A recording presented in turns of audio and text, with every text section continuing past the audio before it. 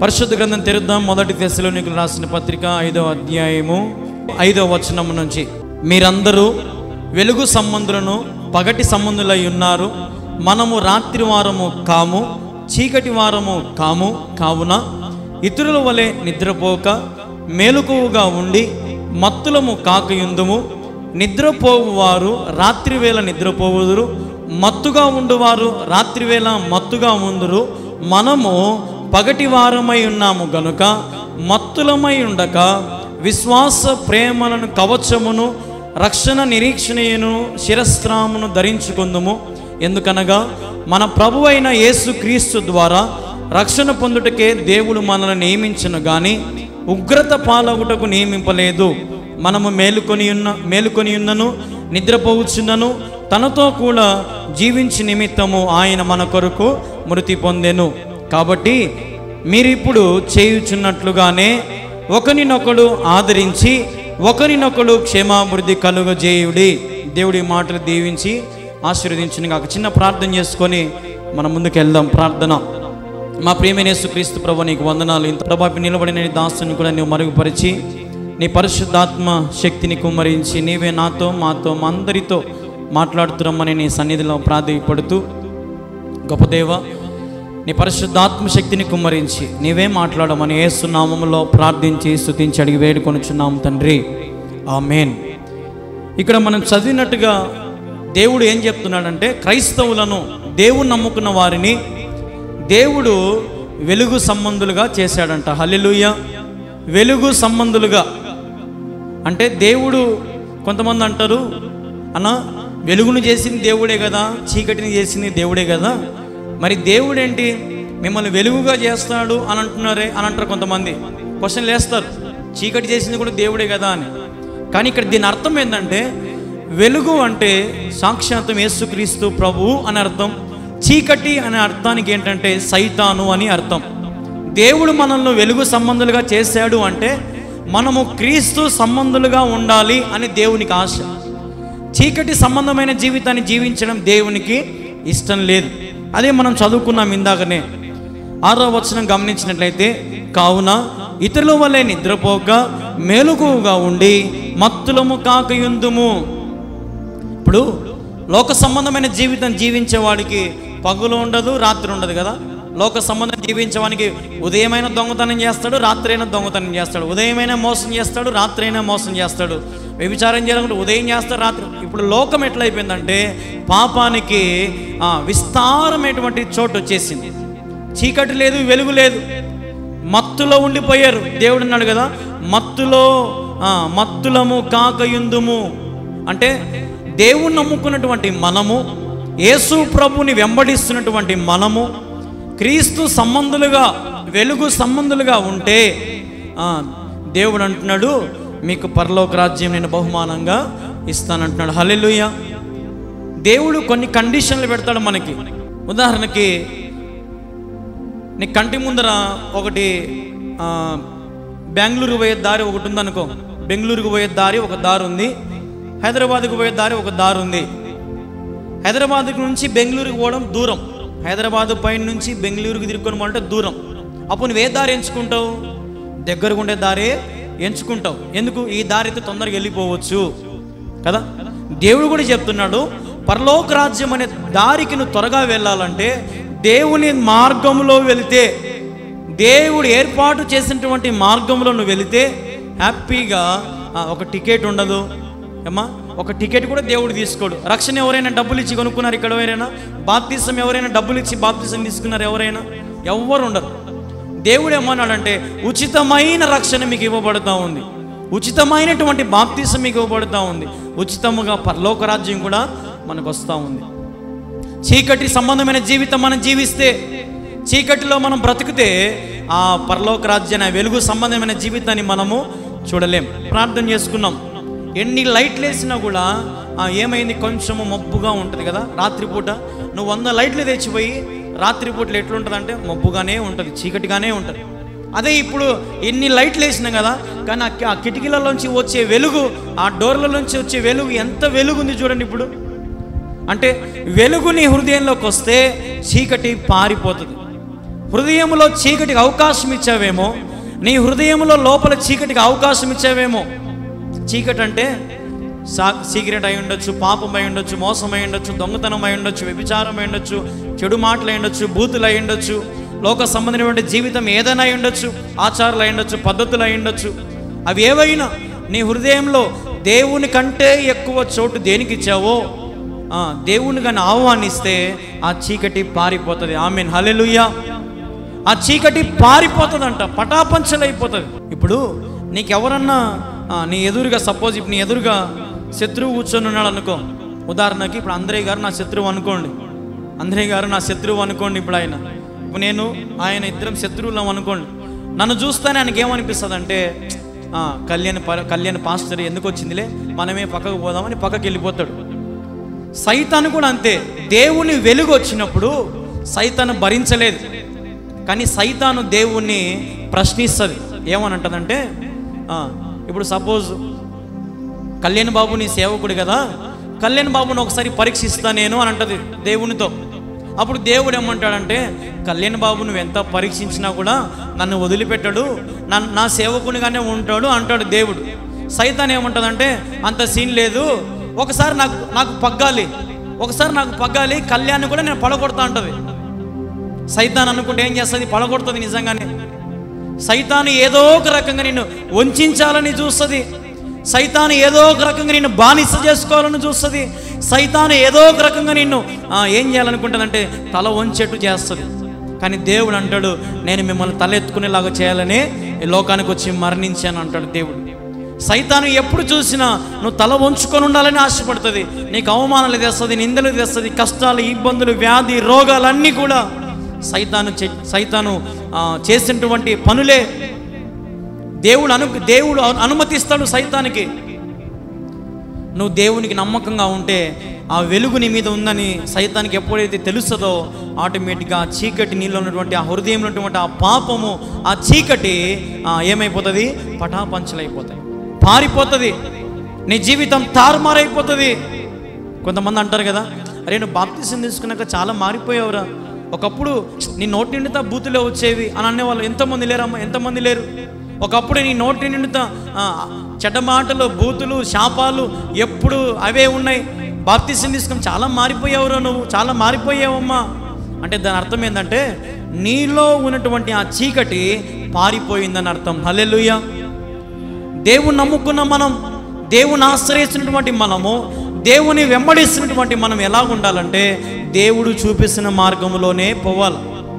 ఆయనకంటే ముందు పోతే రాళ్ళు ఉంటాయి, కంపలు ఉంటాయి, అన్నీ గుచ్చుకుంటూ పోతూ ఉంటాం. అదే యేసు ప్రభునే ముందు పంపించామనుకో, యేసు ప్రభు మన మార్గం అంతటి ఏం చేస్తాడు, మన మార్గం ఆయన సరళము చేస్తానన్నాడు.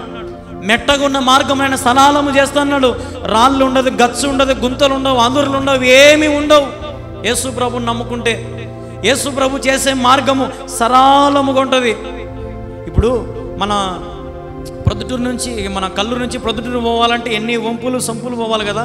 తాల్మాపురం దగ్గర తిరగాల, ఆడ తిరగాల, అందురులు ఉంటాయి, గుంతలు ఉంటాయి, నీళ్లు ఉంటాయి, బుడద ఉంటుంది, ఆరను కొడుతూ పోవాలా, ఎద్దులు వస్తాయి, ఎనుములు అడ్డం వస్తూ ఉంటాయి, ఎంత స్లోగా పోతామో కదా. అదే ఒకవేళ ప్రొద్దుటూరు నుంచి కడపక హైవే మీద పొమ్మంటే అసలు ఎంత స్పీడ్కి వెళ్ళిపోతామో. ఒక ఎద్దు రాదు, ఆవు రాదు, ఏం అడ్డం ఉండవు, మనుషులు రారు. ఎందుకంటే దాని పేరేంది, హైవే. అంటే 100 వరకు నీ స్పీడ్ పోవచ్చు. రోడ్డు అంత నీట్గా వేస్తారు, ఒక అదురు ఉండదు. అందుకే ఎప్పుడు పనివారు ఏం చేస్తూ ఉంటారంటే ఆ రోడ్డు గుంతలు పడితే వచ్చి వెంటనే కంకర అంతా వేసేసి తారేసేసి దాన్ని నీట్గా చేస్తారు కదా. మార్గము స్ట్రైట్గా ఉంటే నీ జీవితము అలుపు సొలుపు లేకుండా బాగా పోతుంది కదా.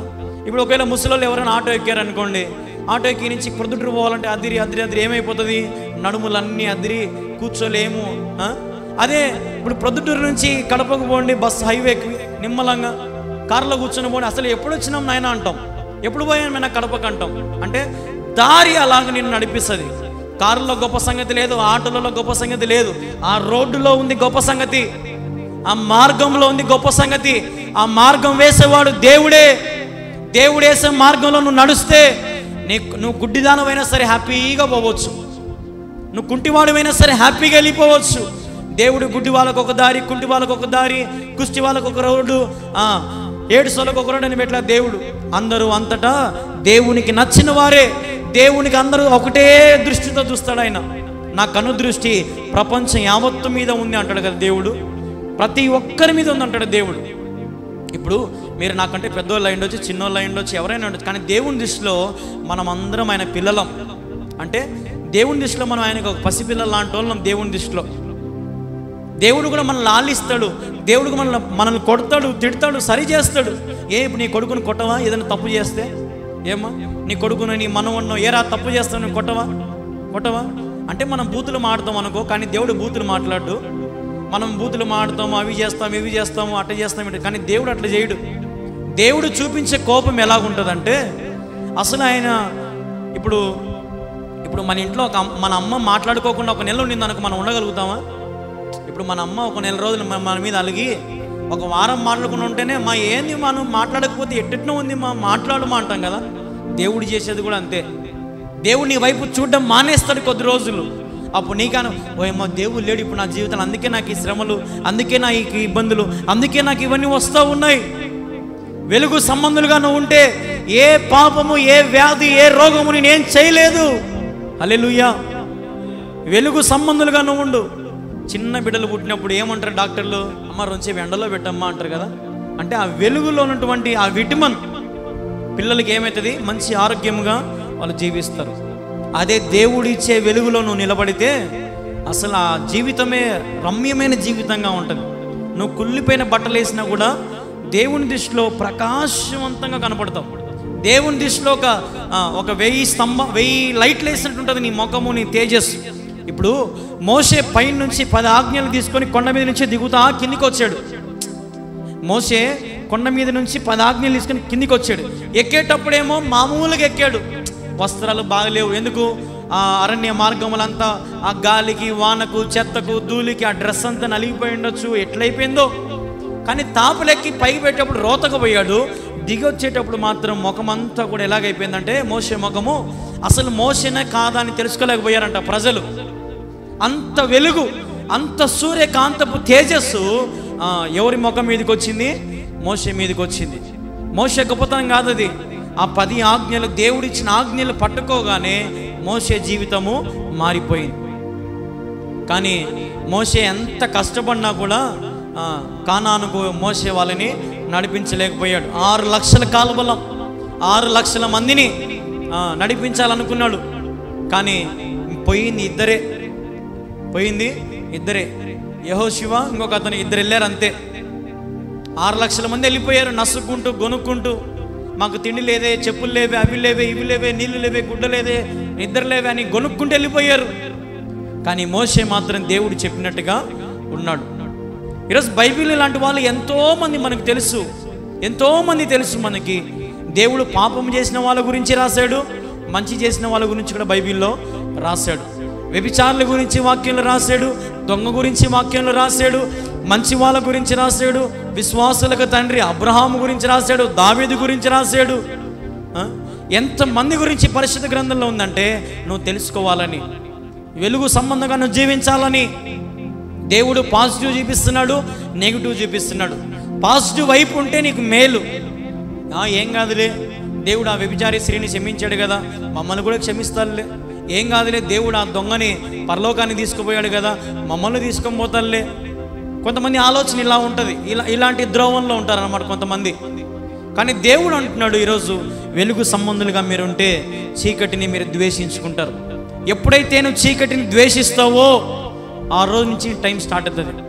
నీకు 60 ఏళ్ళు ఉండొచ్చు, 50 ఉండొచ్చు, కానీ నువ్వు ఎప్పుడైతే చీకటిని ద్వేషిస్తావో ఆ రోజు నుంచి మళ్ళీ నీ జీవితం కొత్త జీవితముగా మారుతుంది. నూతన జీవితం దేవుడు ఇస్తాడు, నూతన గీతం, నూతన వెలుగు, నూతనటువంటి సాక్ష్యాన్ని దేవునికి. అందుకే క్రైస్తవులకు 3 లక్షణాలు ఉండాలి. వీధిలో సాక్ష్యం ఉండాలా, మదిలో వాక్యం ఉండాలా, గదిలో ప్రార్థన ఉండాలి. ఈ 3 క్రైస్తవునికి ఇంపార్టెంట్. చెప్పండి మీరు నాతో పాటు పలకండి. మదిలో వాక్యం ఉండాలి, వీధిలో సాక్ష్యం ఉండాలి, గదిలో ప్రార్థన ఉండాలి. ఈ 3 మనకు ఉండాలి. ప్రార్థన, సాక్ష్యము, వాక్యం. దేవుని నమ్ముకున్న మనం ఈ 3 మనకుంటే సైతాను మన దగ్గరికి రావడానికి కూడా భయపడతాడు, మన గుమ్మము తొక్కడానికి కూడా భయపడతాడు, మన ఇంట్లోకి వచ్చి మన పిల్లల మీద ప్రభావం చేయడం కూడా భయపడతాడు. చాలామంది పిల్లలను దండించి కొట్టి తిట్టి మార్చాలని చూస్తారు. అవసరం లేదు. కేవలం ప్రార్థన చేయి, ఏడ్చి ప్రార్థన చేయి, దేవుడే ఆ బిడ్డను కనికరిస్తాడు. ఒకరోజు ఇలాగే ఒక తాగుబోతు కొడుకు తల్లి ఇద్దరు పాస్టర్ గారి దగ్గర పోయిందంటే, అయ్యా పాస్టర్ గారు నా కొడుకు పచ్చి తాగుబోతుడు అయ్యాడని, ప్రార్థన చేయండి పాస్టర్ గారు అంటే, పాస్టర్ గారు అమ్మ ప్రార్థన చేద్దాం, నువ్వు కూడా ప్రార్థన చేయమ్మా, ఏమనొద్దు, నీ బిడ్డని ఒక మాట ఎదిరించదు, ఒక మాట ఏమనొద్దు, కేవలం ప్రార్థన చేయమ్మా అన్నాడంట. ఆ తల్లి 21 రోజులు ఉపవాసం, దానియేలు ఉపవాసం 21 రోజులు ఉపవాసం ఉన్నిందంట. 21 రోజులు ఏమి తినకుండా తన ఇంట్లోనే ఆ హాల్లోనే ఆ టీవీ ఉండే రూమ్లోనే కూర్చొని నిలువు మోకాలు ఉండి ప్రార్థన చేస్తూ ఉందంట. కొడుకు మొదటి రోజు తాగి వచ్చాడు, 2వ రోజు తాగి వచ్చాడు, 3వ రోజు తాగి వచ్చాడు, అట్లా 20 రోజులు తాగి వచ్చాడంట. లాస్ట్ రోజున 21 రోజున రాత్రి పడుకొని ఉంటే కల వచ్చిందంట. కలలో ఒక తెల్లటి వస్త్రాలు వేసినటువంటి ఒక దేవదూత 2 బకెట్ల నీళ్లు తీసుకొని తాపులు ఎక్కుతా పోతుందంట. బాగా వినాలి. 2 బకెట్ల నీళ్లు పట్టుకొని ఆ దేవదూత తాపులు ఎక్కుతా పోతుందంట. వీడు ఆ కలలో ఆ దేవదూతని అడిగాడంట, హలో దేవదూత, ఏంటి ఆ 2 బకెట్ల నీళ్లు తీసుకొని పైకి పోతున్నవే అంటే, ఆ దేవదూత అనిందంట, రే పిచ్చోడా, నువ్వేమో తాగి ఇదే సంతోషం అనుకుంటున్నావు, మీ అమ్మ చూడు నీ కోసం ఉపవాసం ఉండి కన్నీరు కార్చినటువంటి నీరు రాయిది, ఇవి తీసుకెళ్ళి దేవునికి ఇస్తే నీ గత ఏమవుతుందో ఆలోచన చేసుకో అనిందంట. ఇవి తీసుకెళ్ళి దేవునికి ఇస్తే నీ గతి ఏమవుతుంది, దేవుడు ఏం చేస్తాడు అనుకుంటున్నావు? దేవుడు బిడ్డలు ఏడుస్తూ ఉంటే చూడలేడు, ఇప్పుడు మీ అమ్మ ఏడుస్తూ ఉంటే చూడలేడు, వాటం పడితే నిన్నే తీసుకుంటాడేమో, నిన్నే దేవుడు భూస్థాపన చేస్తాడేమో అని భయపెట్టిందంట ఆ దేవదూత కలలో. భయపెట్టగానే తల్లి ఈరోజు 21 రోజులు ఉపాసన ముగిస్తున్నటువంటి సమయంలో కళ్ళు తెరిచి చూసేసరికి కొడుకు కూడా పక్కన మోకరించి ప్రార్థన చేస్తున్నట్ట. హల్లెలూయా. అడిగిందంట, ఏరా ఏమైందిరా అంటే, మమ్మీ నువ్వు నా కోసం కార్చిన ప్రార్థన నన్ను మార్చింది మమ్మీ అన్నాడంట. హల్లెలూయా. కార్చినటువంటి నీరు ఏమైంది, తన కన్న కొడుకుని మార్చుకుంది. భర్తను మార్చుకోవచ్చు, భార్యను మార్చుకోవచ్చు, పిల్లలను మార్చుకోవచ్చు, కేవలం ప్రార్థనతోనే. కొట్టి తిట్టడము, బూతులు మాట్లాడడం, అవి చేయడం దేవి అవన్నీ గొడవలకు సాదృశ్యం. ఇప్పుడు కోర్టులో పోయేది ఎందుకు, కోర్టులకి కేసులకు పోయేది ఎందుకంటే అందుకే. అదే మనం తగ్గించుకొని దీనులుగా, దేవుడు ఏమన్నాడు ఆ మాట చూడండి ఒకసారి, 11వ వచనం మాటను చూడండి. 11వ వచనం, కాబట్టి మీరు ఇప్పుడు చేయించినట్లుగానే ఒకరినొకడు ఆదరించుకొని ఒకరినొకరు క్షేమాభివృద్ధి కలుగు చేయుడి అంటే, దేవుడు అంటున్నాడు ఒకరినొకరిని ఆదరించుకోండి. ఒకవేళ వాడు నీ అబ్బా అన్నాడు అనుకో, మనం కూడా నీ అబ్బా అంటే ఏమొస్తుంది అమ్మ? వాడు ఏదైనా మన బూత్ అన్నాడు అనుకో, మనం అదే బూత్ అంటే ఏమొస్తుంది? దేవుడు ఏమన్నాడంటే ఒకరినొకరు ఆదరించుకోండి, ఒకరినొకరు ప్రేమించుకోండి, ఒకరికొకరు క్షేమాభివృద్ధి అంటే, ఇప్పుడు వాడు ఎదగలేకపోతా ఉన్నాడు, వానికి తిండి లేదు, తిప్పలు లేవు, వాడి క్షేమము మనం చూసుకోవాలా, వాడు అభివృద్ధి పొందేంత వరకు వానికి ఒక మార్గం చూపించాలా. ఒకరోజు ఒక ఆయన రోడ్డు మీద పెద్ద కారులో కూర్చొని, ఒక పెద్ద బిజినెస్ మ్యాన్ ఆయన, అది యూట్యూబ్లో కూడా ఉంది, యూట్యూబ్లో కూడా వచ్చింది. అది ఒక పెద్ద బిజినెస్ ఆయన, ఒక పెద్ద వ్యాపారవేత్త, ఒక పడవ లాంటి కారులో కూర్చొని ఉన్నాడు ఆయన, పెద్ద కారులో. అప్పుడే ఒకడు వచ్చి డోర్ కొట్టాడు బయట సిగ్నల్స్ దగ్గర, ఈ ట్రాఫిక్ సిగ్నల్ నిలబడుకొని ఉంటే వచ్చి డోర్ కొట్టాడంట. ఈ బిజినెస్ మ్యాన్ టైం ఉంది కదా, చూద్దాం వీడేం చెప్తాడో విందామని ఆ కిటికీ దించాడంట. కిటికీ తీస్తే వాడు, సార్ ఇదిగోండి సార్ నా దగ్గర పెన్నులు ఉన్నాయి, ఈ పెన్నులు కొనుక్కోండి సార్, బాగా రాస్తే సార్, అది సార్ ఇది సార్ అన్నాడంట. మంచి మాటలు చెప్తున్నాడంట. కేవలం 5 రూపాయల పెన్ను కోసము వాడు చెప్పే మాటలకు ఈ వ్యాపారవేత్త చాలా ఇంప్రెస్ అయిపోయాడు, నచ్చిందంట. కొంతమంది అంతే కదా, ఇప్పుడు మన ఇంటికి ఎవరైనా వస్తారమ్మా, ఈ కూరగాయలు కట్ చేసి చెప్తారు కదా, టక్కు చేసుకొని టై కట్టుకొని వస్తారు మన ఇంటికి.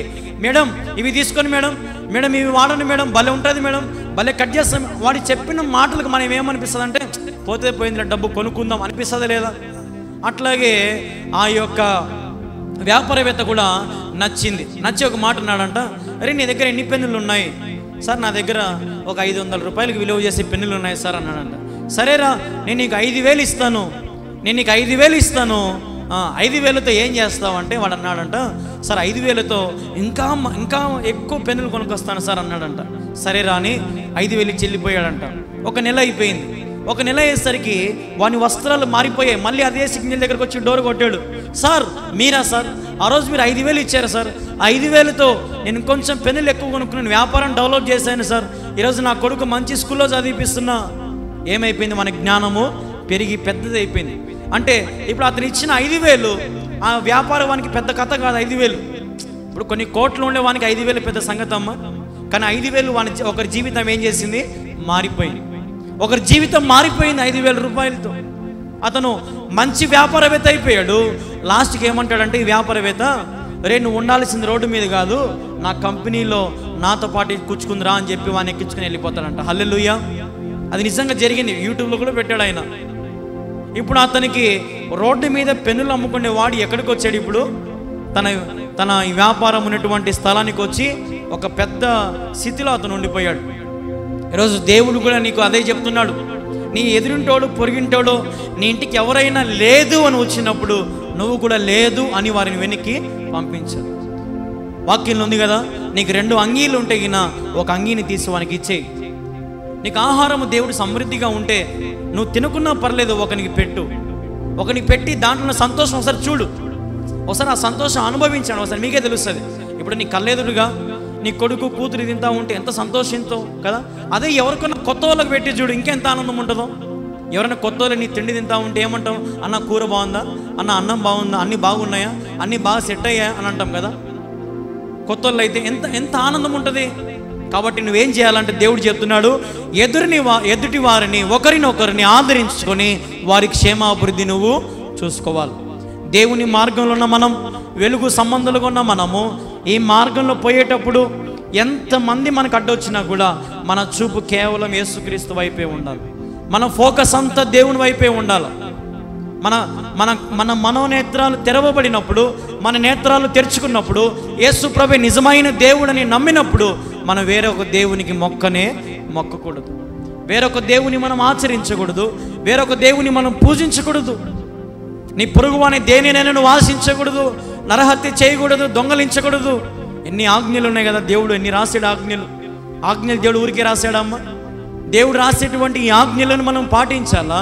ఆ ఆజ్ఞల మార్గంలో మనం నడిస్తే ఈ మార్గంలో మనకి ఎటువంటి ఇబ్బంది దేవుడు రాకుండా చూసుకుంటాడు.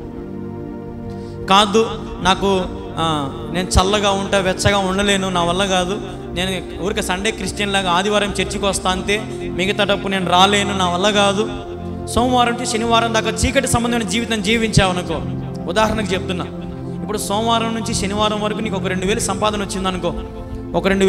వచ్చిందనుకో, ఆదివారం కూడా ఏమంటారంటే ఆ ఓనరు, నువ్వు ఆదివారం వస్తే నీకు 1,000 రూపాయలు ఇస్తా అంటాడు.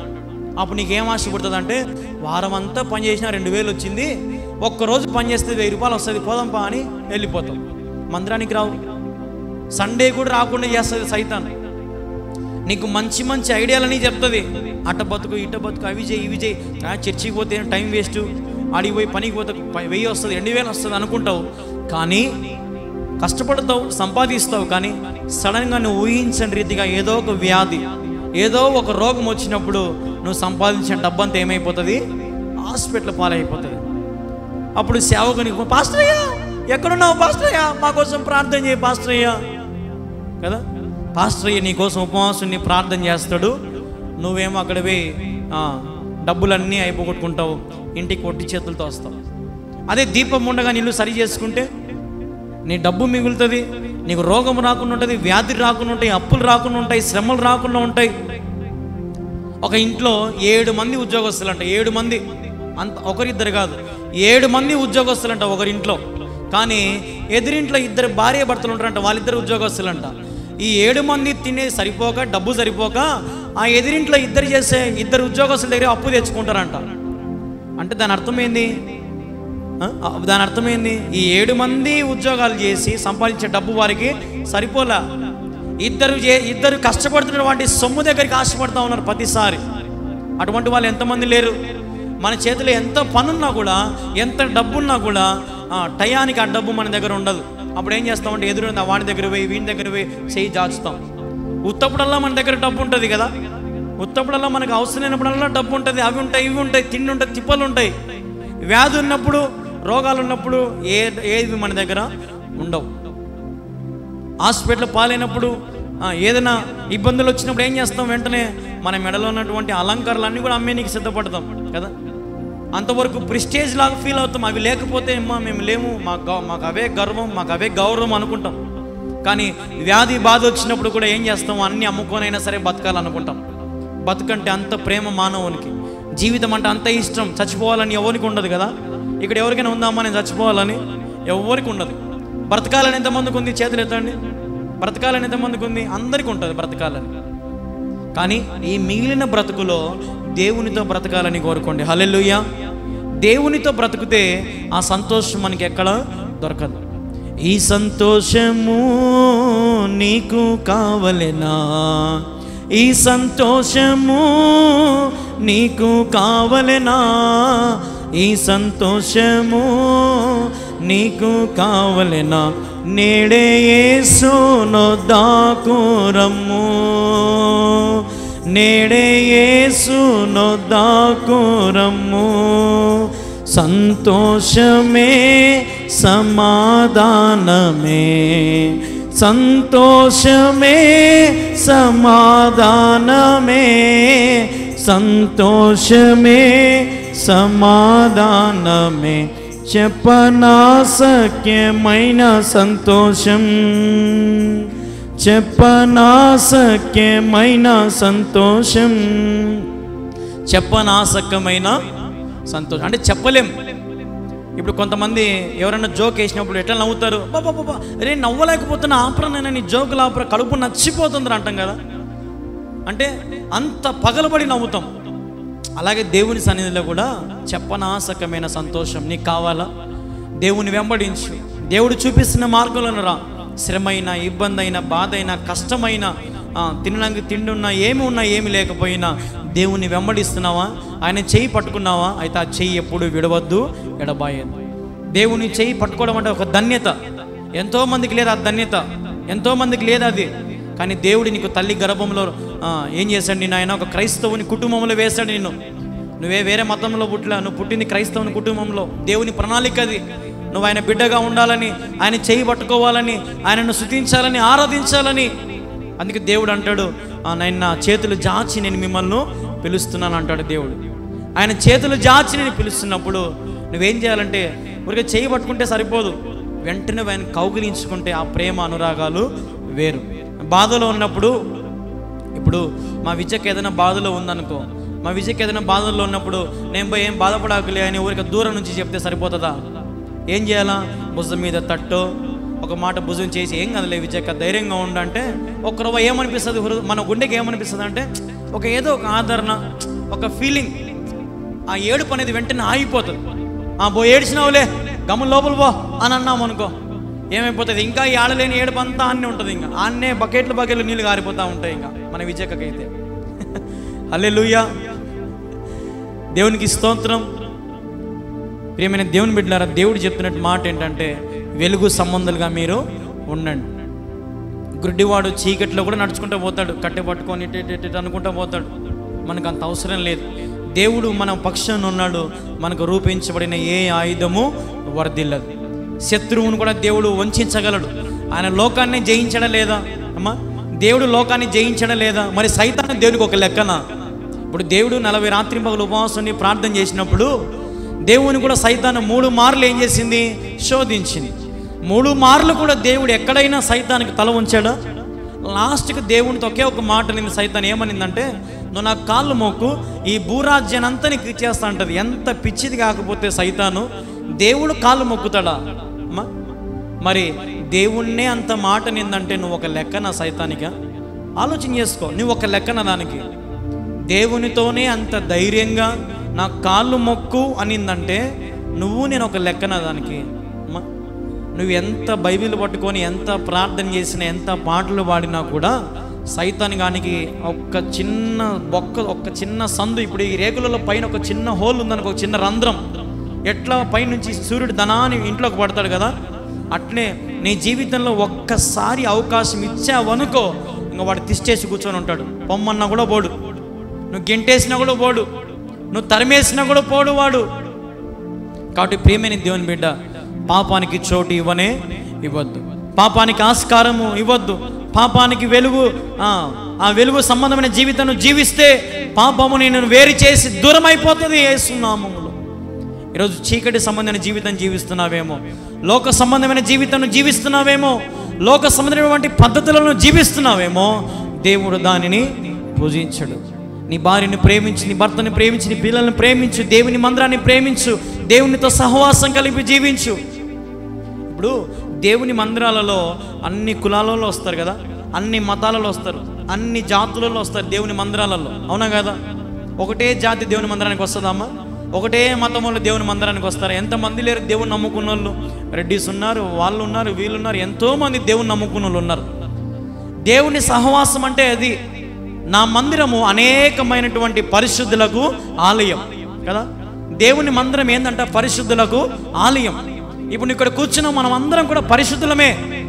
కాబట్టి నువ్వు ఇప్పుడు ఏం చేయాలా? ప్రార్థన అంటే, ప్రభా నేను పాపిని చేయొద్దు, ఇంక మాని. ప్రభా నేను పరిశుద్ధుని, నన్ను పరిశుద్ధునిగా చేసినందుకు నీకు వందనాలు, ప్రభా నా పాపములు తుడిచివేసిన నీకు వందనాలు అని చేయాల. దేవుణ్ణి ఆ రీతిగా నువ్వు మహింపరచగలగాల. ఆ రీతిగా నువ్వు దేవుని వైపు చూస్తే దేవుడు నీకు ఉన్న స్థితిని నువ్వు ఊహించని రీతిగా పర్వతం మీదకి దేవుడు తీసుకెళ్తాడు. మీ అందరికీ తెలుసు, పక్షిరాజు తన పిల్లలు పుట్టినప్పుడు ఏం చేస్తుందంటే పైన నుంచి కొండ మీద నుంచి దొబ్బేస్తుంది పక్షిరాజు పిల్లలను. దొబ్బేసినప్పుడు ఈ పక్షిరాజు పైనుంచి ఇట్లే చూస్తూ ఉంటుంది కిందికి. సడన్గా మేఘాల మీద రెక్కలు జాచి ఏ దమ్మున కిందికి వచ్చి ఆ పిల్లలన్నింటిని రెక్కల మీద పెట్టుకొని మళ్ళీ పైకి తీసుకొని పోతుంది. పని మళ్ళీ ఏమైనా అట్నే కూర్చోబెడతా మళ్ళా దొబ్బేస్తుంది పైనుంచి. ఎందుకు?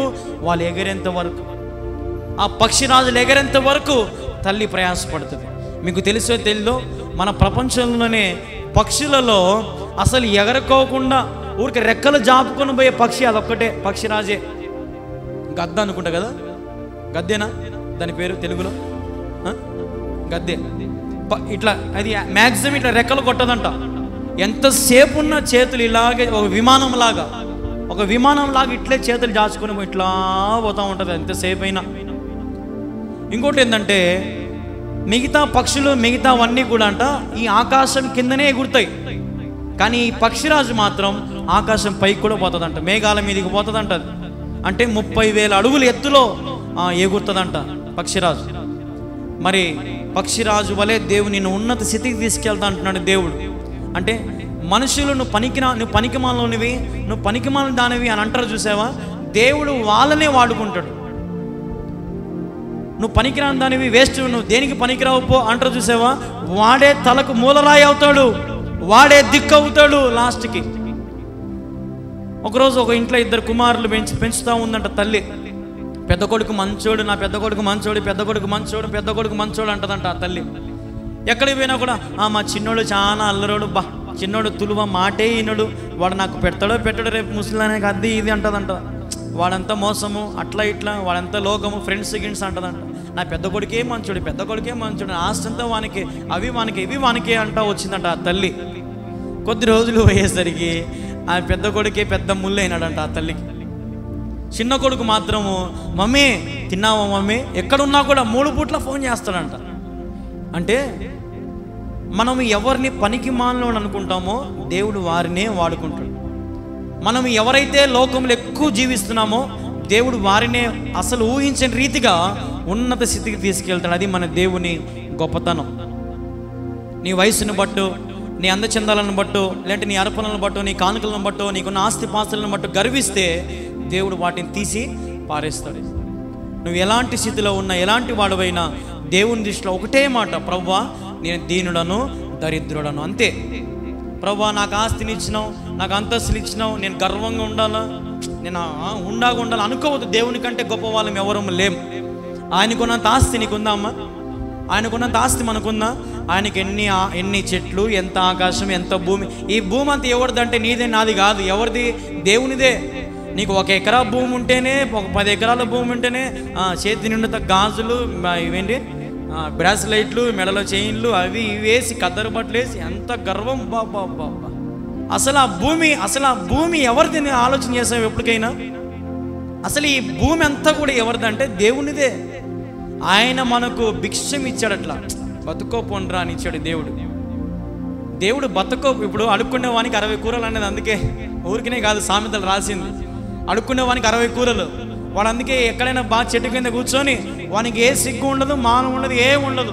ఆ 60 కూరలు కలుపుకొని తింటా ఉంటాడు బాగా. ఒరే నీది అడుక్కొచ్చిందే అని ఫీలింగే ఉండదు అడుక్కునేవానికి. మనం కూడా అంతే, దేవుడికి భిక్షని ఇచ్చినాడు, మనం కూడా ఇదంతా నాదే అనే భ్రమలో ఉన్నాం. నువ్వు చనిపోయాక ఏది నువ్వు తీసుకొని పోలేవు. దిగంబరునిగా వచ్చావు, దిగంబరునిగా పోతావు. ప్రేమైన దేవుని బిడ్డలారా, దేవుని నమ్ముకున్న మనము, దేవుని పూజిస్తున్న మనము తెలుసుకోవాల్సింది ఏంటంటే, సత్యం ఏదంటే, మనము వచ్చినప్పుడు ఏ రీతిగా వచ్చామో అదే రీతిగా వెళ్తాము. వెళ్ళేటప్పుడు యేసు ప్రభుని మన హృదయంలో పెట్టుకుని పోతే, యేసు ప్రభు దగ్గరికి డైరెక్ట్ టికెటే. ఇంకా మధ్యలో ఎక్కడ పల్లె వెలుగు బస్సు కాదు మన దేవుణ్ణి, పల్లె వెలుగు బస్సు కాదు మన దేవుణ్ణి, ఎక్స్ప్రెస్సే. డైరెక్ట్గా పరలోక రాజ్యానికి పోతాం. యేసు ప్రభు వచ్చి ఎక్కడన్నా మన బస్సులోకి ఎక్కడ అందరూ అన్నారనుకో, ప్రభా ఉండు ప్రభా, నాకు పనుంది ప్రభా అని వెనక్కి పోయావనుకో, ఆ బస్సు మళ్ళీ నీ ఊరికి రాదు, నీ ఇంటికి రాదు. యేసు ప్రభు మళ్ళీ రమ్మన్న కూడా రాడు. ఆయన నీకులాగా నాకులాగా ఖాళీగా ఉండేవాడు కాదు ఆయన. మనం ఖాళీగా ఉంటే బార కట్టాడుతాం, ఖాళీగా ఉంటే ఆకేసుకుంటాం, ఖాళీగా ఉంటే బూతులు మాడతాం, ఖాళీగా ఉంటే వాని ఆడిపోసుకుంటాం, వీని ఆడిపోసుకుంటాం, వాని మాటలు వీని మాటలు. 4 ఏదో ఒక సామెత ఉంది, 4 జడలు అంట ఒక సాట అయితే అక్కడ లేని అవారం ఉండదంట కదా, ప్రతి మాటలు ఉంటాయి ఆడ.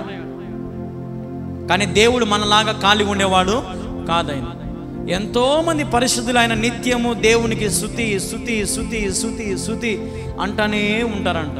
పోనీ వీళ్ళే కాదు, మళ్ళా పరలోక రాజ్యంలో దేవదూతలు కూడా ఆయన ఏమంటాయి? స్తుతి స్తుతి స్తుతి స్తుతి. అంత స్తుతుల సింహాసనమైన సీనుడు నీకోసం నా కోసం లోకానికి బంగారు పెట్టుకొని, వాచ్లు పెట్టుకొని, కత్తెరగుడ్డలు వేసుకొని దిగాడమ్మా? ఏమ్మా దేవుడు ఏమైనా అట్లా దిగాడా? దేవుడు ఏమైనా మరేమ్మా నేను గర్భంలో పుడతా ఏమనుకుంటున్నావు, నేనేమన్నా యేసు ప్రభుని అన్నాడా?